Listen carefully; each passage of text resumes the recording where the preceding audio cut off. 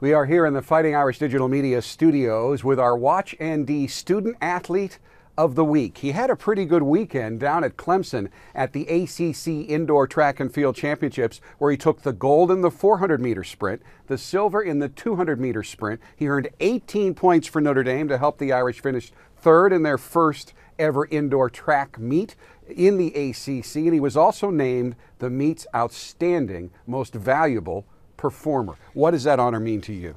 It means a lot. There was a lot of great performances out there. I know on our team alone, like JP Millette scored 16 points, Nick Happy turned in a gold and a fourth, and it was just really competitive being in the ACC conference. And you know, it was really humbling to receive that kind of award, and you know, I'm just going to have to take that and, you know, add confidence to myself going into nationals. How much more special was it for you that in the 400, I guess your best friend Pat Feeney finished second?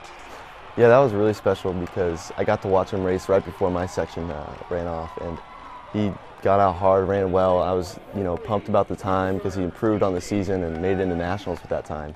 And then I just had to go out next, and you know, I was fortunate enough to win, and me and him getting 1-2 was huge for the team. You know, we both had fun doing it, and it was a really special moment. Chris, from the state of Indiana, Batesville to be exact, still holds the state record in the 400-meter dash. Pat is from Indianapolis, and I know you guys ran into each other a lot at state meets and whatnot throughout high school. How well did you know each other before you actually got to Notre Dame? I mean, we knew of each other, obviously. We talked a little bit at the state meets and stuff, and you know, getting here, we got to know a little bit more of how much we actually did run against each other. There were times when, you know, we were sophomores, juniors in high school, and we didn't even realize we were running against each other in like 4x4s or at regionals. But it was really nice getting to know, you know, someone else from Indiana when I was getting recruited, and he kind of helped persuade me, I guess. It was easier knowing him coming in, and so, you know, our relationship has just grown ever since then. Is it nice to still be in your home state where you're far enough away? It's about a 2.5-hour drive, if I remember correctly. Yeah. You're far enough away to be away, but you're close enough that those times you want to be home, holidays and whatnot, you can get there fairly easily. Yeah, I mean, when I came in as a freshman and sophomore, it was nice to be able to just drive home or get home whenever I needed to. But now, you know, I just stay up a lot, and we travel like most of the weekends on competition, so I won't be going home for spring break or anything. I'll be traveling to New Mexico, so it's nice being around. The weather's not too great up here, but I deal with it. Oh, our summers are wonderful. How much does it help you get better that you have a guy that you're so close to friendship-wise, but is also just as good as you are, almost as good as you are? I mean, I'm sure there's going to be a competition when he watches this interview, but that you get to practice with him and, in fact, race against him on a regular basis. Yeah, that's a huge part of, you know, how successful I am is because of him. You know, we've talked about it, and we go into practices every day. You know, just the simplest workouts, but you know, you'll have each other in the corner of your eye when you're running, and we just push each other every single day, if you know it or not. And you know, a big reason of why he's so successful is because I get to compete against him, and same with me. So we really, you know, appreciate each other being here. Notre Dame Track and Field, one of the top programs in the Big East for years, but you guys are the new kids on the block in the ACC. Did you feel a certain need, or did you even feel like you had something to prove when you went down to the ACC indoors? Oh yeah, we came in, and you know, kind of the expectations that everyone didn't see us as a competitor. You know, just coming in from the Big East, which, you know, isn't as strong as the ACC, so we just wanted to, you know, prove ourselves a little bit, get in there and, you know, cause some trouble. You know, just, you know, mess with, you know, the team standings. You know, Florida State usually wins it, and, you know, we just wanted to scare them a little bit, and we did. We had you know, 6 points going into the final race. We were down, and, you know, anything can happen at that point. So we put ourselves in a position to win, and I think a lot of people are going to be looking out for us come outdoor. And again, you had a great weekend, and it could have been even better than third. There was a mishap in a relay with a drop baton. It happens. But do you think people came away going, wow, we didn't think Notre Dame was that good? Oh yeah, for sure. I mean, even myself, I had a lot of different coaches come up to me and go, oh, you're running great this meet. Like, you know, a lot of just, you know, surprise faces almost to see Notre Dame performing well, and, you know, the sprint events, the distance events, and like, you know, everything in the mix in between we're scoring points in. And so I think a lot of people were shocked. How good is the ACC in track and field?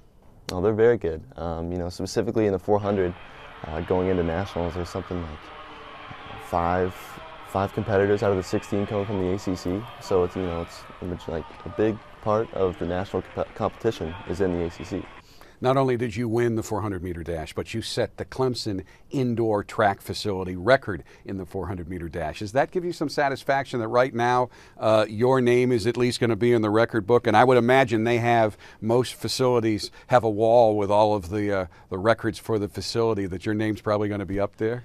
Yeah, I didn't exactly know the time going in, what the facility record was or anything, but me being a 6'3" 400 runner, it's kind of tougher on the shorter track that they have there. It was just 200 flat track, so I was kind of worried of how well I was going to run on that type of track, and it really just helped a lot of my confidence knowing that I could go into a place like that and just run my race and still run competitive. So it was good to actually break the facility record and show that I can do it. I know one of the reasons why the Notre Dame track and field program is so good is you have an impressive and fairly large coaching staff. And I know you work with Alan Turner a lot, who is the associate head coach and in charge of sprints and hurdles. And what have you learned from him? I've learned a lot from him. When his first year was 3 or 4 years ago, I came in as a freshman, and he had just gotten done with his first completed year. So we had a lot to learn from each other almost at that point. I didn't know going in what type of coach he was going to be, what kind of workouts he'd be doing, but all the athletes on our team love him. He gets you better. If you like it or not, the training is tough, but he's going to find a way to peak you at the right times and get you better. So I have complete confidence and trust in him, and he'll get me ready for the national meet. And of course, you also deal with the dean of Notre Dame coaches, completing his 39th season, Joe Piani. I know you worked closely with him as a freshman when you were part of an NCAA championship medley relay team, and he certainly was in charge of that. What have your dealings with Coach Piani been like? You can learn a lot from him. He's been around, and any kind of conversation you have, you pick up little things. I came in as a freshman, like you said, and he really kind of taught me what to expect and the kind of environment. I know we were doing it's a simple thing of a handoff exchange in practice, and he was right there saying, you got to be ready for this, or if this happens, you got to be ready for this, because he's seen it all. So he's just a very valuable part, and he can get everyone ready, and he's been there, done that. So you got a lot of confidence knowing you got that type of head coach underneath you. You are, of course, the WatchND Student Athlete of the Week, and you are enrolled in the Mendoza College of Business, which just keeps racking up #1 rankings for its undergraduate business program in the country, it seems, each and every year. It's not easy. How do you balance all of the effort you have to put in training yourself as a sprinter with all the work you have to put in to succeed as you are doing in the Mendoza College of Business? It's not easy. It's pretty tough. Notre Dame's pretty rigorous academically too, and just coming off of this conference weekend, I missed a couple of classes, come back, and then it's basically midterms week here. I got a couple finals to prepare for, a paper to do, and it's just everything kind of racks up, and you just kind of set a schedule out, pick out what times you need to get everything done, and you just go to work, and you're pretty busy, but I wouldn't have it any other way. Your major is management entrepreneurship. What kinds of things do you study in that program? Yeah, it's really interesting. It's not the most popular major, but we go over anything from innovation, business problem solving, and just learning about the processes of what you have to be able to think and your mindset going into being an entrepreneur.